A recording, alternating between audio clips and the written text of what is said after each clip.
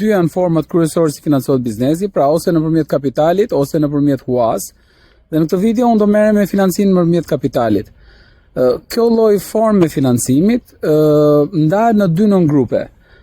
Një biznes mund ta financojë aktivitetin e tij nëpërmjet kapitalit nga dy forma të ndryshme. E para nga aksionerët apo ortakët ekzistues, pra partnerët ekzistues, të cilët që në fillim kur startojnë biznesin vënë nga xhepi i tyre një pjesë të kapitalit, e më pas një formë në vazhdimsi të kësaj, pra nga aksionerët ekzistues, është riinvestimi i fitimit, pra me kalimin e viteve çdo fitim që vjen nga aktiviteti i këtij biznesi nuk u shpërndahet në formë dividendi aksioner apo në formë fitimi aksionerëve, por çfarë bën? Vihet dhe i shtohet kapitalit në vijimsi, duke siguruar një mjet jashtëmase shumë efikas të financimit të aktivitetit. Më vonë, kur biznesi rritet mjaftueshëm, përsëri aksionerëve u kërkohet të vënë para ekstra, aksionerëve ekzistues flas, të vënë para ekstra nga xhepi i tyre me qëllim rritjen e investimit, zgjerim në një treg të caktuar, i cili normalisht do gjenerojë shumë herë më tepër të ardhurë. Kjo sa i përket financimit nga aksionerët ekzistues.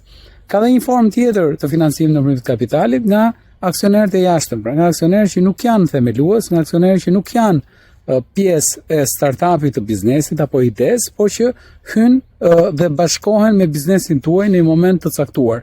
Dhe zakonisht në Shqipëri ne njohim kryesisht si partneritete, si partnerë të ri, si aksionerë të ri që hyjnë nga jashtë, dhe këto janë zakonisht në formën e marrëdhënieve B2B, pra marrëdhënieve me grupe të caktuara, shihni një paketë e madhe aksionesh ose me individ të caktuar që ju pranoni të përfshihni në biznesin tuaj.